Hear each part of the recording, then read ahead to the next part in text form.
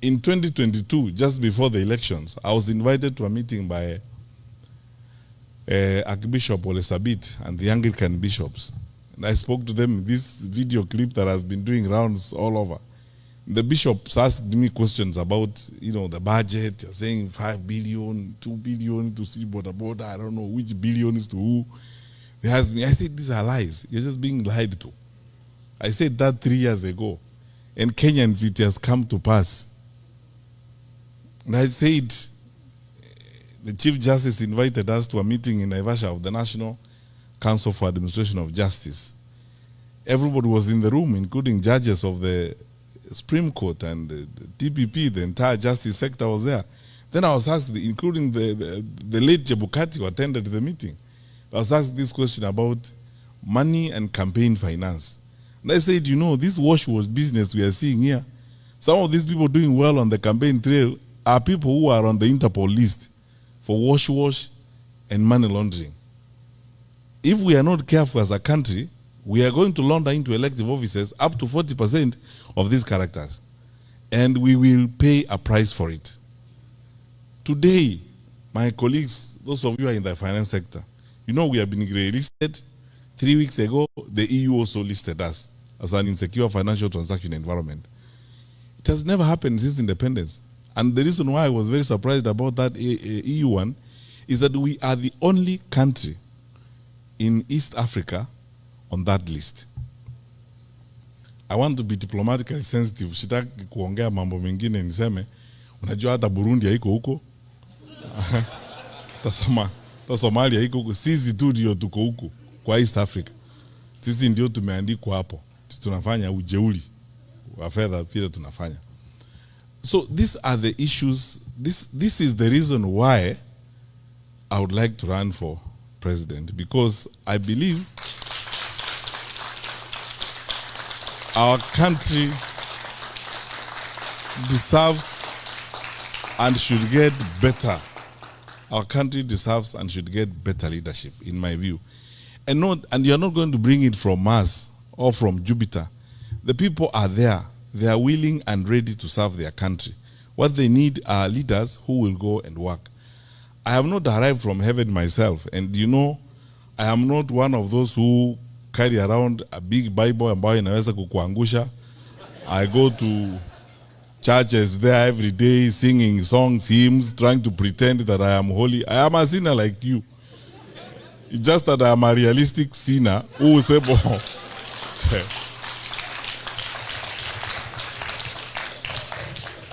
who would like to do his work and get his work done. That is it. Who will not make excuses when I'm supposed to deliver services, and who is willing to level with the people of Kenya and tell them the truth, as it were. We know when Gen Z happened, the demonstrations against Finance Bill 2024 in June 2024. First of all, I asked very many people, and the privilege I have is that you cannot hoodwink me. I think, as someone said in this room, the late John Mijuki and myself are probably the most consequential ministers of security in independent Kenya. I was there for 5 years. I know our capacity and I know what we will do. How was our parliament overrun in broad daylight? And parliament is 2 kilometers from State House. So, and then MPs were scampering for life. What is shocking to me to this day, honestly speaking, and you Kenyans, this is something you should ask yourself questions and answer. No one has asked the question, what actually happened and why? Because in ordinary circumstances, we should have had an all-parties parliamentary inquiry, where all parties come together, have a parliamentary inquiry. In fact, if I was president that time, I would have worked with the leader of majority and worked with the speaker to have an all-parties parliamentary inquiry. Why? It would have given me an opportunity as president to listen to the Gen Z and to have an opportunity for them to ventilate so that I understand what is actually going on, have the parents come there, and it would have given us an opportunity as a country to do deep dive and soul searching on what we had not done that caused Gen Z to get to that point. So, We did not do it because viongozi wa kitaifa think they know everything.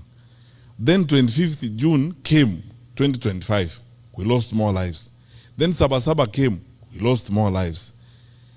And my brothers and sisters, we cannot continue that way. That is not how we are supposed to live. And in all that, you can see irresponsibility, dereliction of duty, recklessness. And it's best demonstrated by the language you have had leaders use and the sentiments that you hear leaders using. I was shocked in this day and age, 63 years after independence. There's somebody who talks about tribes. Where do you live? I mean, those things, nobody talks about those things anymore. I asked some friends last night where we were having dinner. Which one of us goes to hospital in Kenya and you are sick? You are very, very sick. You are shivering in your car.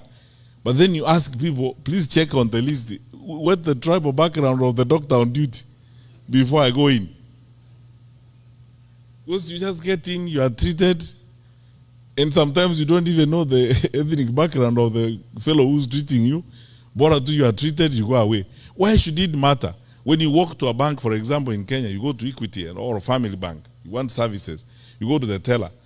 Do you first of all ask, by the way, where do you come from? Before you ask your money. It's transactional. You just fill out your papers or you discuss your loan and you go away. It doesn't matter anywhere else. Why should it matter when it comes to making decisions on the leadership of the country? It's because some of us tuko na shida fulani sijui ni ya kurogwa ya huko nyuma, which we should never ever ever as a country accept. And that's why the young people in this audience who are listening to me, Gen Z is an opportunity to step into the third wave or the third generation of leadership in Kenya, modern Kenya. This is what is going to give us. Yeah.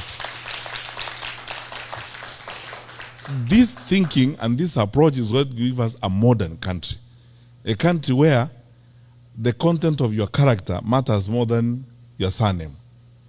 You know, the values you hold, the delivery of services is more important than your surname. Because all those primitive things where your surname is supposed to lead you somewhere, so that if your name is Omolo, then I make a decision whether or not you should pass through this gate. That time is gone. And Kenyans, let us not only resist, let us reject that kind of attitude. So I'll speak about this until the cows come home, but this is my vision. That one, we can put up, and I can promise, we can put up a credible government that can be trusted, that will ensure the stability of the country, that is reliable. We will not do some of those things that will hurt the image of our country. When I have another time, I will tell you about some of these challenges that we had, even when I was Minister for Security, when some of our neighbors were trying those kinds of things, and we told them, we will not solve your problems. Your problems will be solved there. Don't drag us into your quarrels. Everyone is free to come to Kenya and have fun, as long as they don't break our laws. If you break our laws, that's a different story. But if you're just coming to do business in Nairobi, have a girlfriend in Nairobi, do whatever, you are free. Do business here, put up a whatever, that's fine. That's what our country is supposed to be. Because we want to be honorable and respectable members of the international community. And we are signatories to all those conventions, including the protection of human rights and stuff like that. That's what I hope we will do as a government. We would sit down and reorganize the education sector that is chaotic. Imagine, how can you not be frustrated if you are a young university student? You don't know when you're going to have help to start with. You don't know when the semester is beginning or ending. You do not know whether you're going to do exams or not. Statements fly left, right, and center from the ministry on your fate. You don't know which one to believe. The one that came out today, the one that was made by the minister, or the one that was made by the president. You don't know. Chaotic. How are you supposed to live your life? Yet, you know, in a sector like that, you're supposed to have a sense of predictability to move forward. I will advance this argument, especially when we come to the campaign proper. We waived examination fees when we were in government. Because I can tell you as a Minister for Education, when we looked at the budget lines and the allocations to the Examination Council and what we have in the budget in the ministry, there was no point really of levying examination fees, especially when you know it is actually going to be a wastage issue, it's going to be an inclusion issue, it's going to be a completion issue. For the educators in the room, like Dr. Weche, you know what that means is that there are people who are not going to do exams because they can't afford 5,700. And if they stop there, that is wastage. All the resources we are putting to educate them is wasted. And these people's lives is messed up. It means it is going to exclude some people. That's why it's an inclusion issue. Only those who are well-to-do will be able to do that. It means it's also a completion issue because you see, you're going to start having dropouts as a result of this kind of bottlenecks. These are barriers to educational completion, as it were, and the educators in the room will understand what I mean. That is a way that affects the human resources we have for our country. I don't know whether I can be crazy enough to do those kinds of things in society. We would like to run a government that will pay attention to that, because that is, for us in Kenya, education is our gold mine, because that is how we train, and that is the foremost resource we have, and that is the leverage we have for growth and development.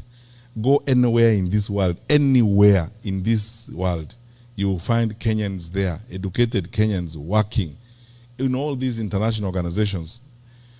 Sylvia, my colleague, is here. From next week, I'll call her my former colleague when my notice for the bank expires, from the World Bank. And they will tell you, there we have several economists. We are actually one of the few African countries, I can say that authoritatively, that have contributed significantly to the capacities that you have even at the bank here. It's because of our education. That is one thing we cannot mess. We need to address it and we'll sort it out. We will secure the country and ensure that, you know, it is, yani ni aibu ya ajabu. The people are walking around in the capital city of our country, in the capital, not then in the capital city of our country, carrying rungus and the sticks and kicking doors, businesses and so on. There are banana republics that are better than that. We cannot allow that. My brothers and sisters, let us all come together and ensure this does not happen as we go forward, so that we strengthen ourselves and strengthen our country. But you know, finally, and this is the last segment of my remarks tonight, I have not lost hope, and I will not lose hope in my country. And I want to ask you, wonderful people, because when there are challenging times like this, it's very easy to be tempted to lose hope, to give up on your country. And for you especially who are here in the United States of America, like Kathy said, you go there, kukidoka, unarudi. Then you say, acha nikae tu. Then you are not going back, you are here, and everything seems to work one way or the other here. You drive to the seaside and have a nice weekend, get your friends on Thanksgiving Day and have a barbecue and stuff like that. That's fine. But look, even this one was built and it got here because people made sacrifices. So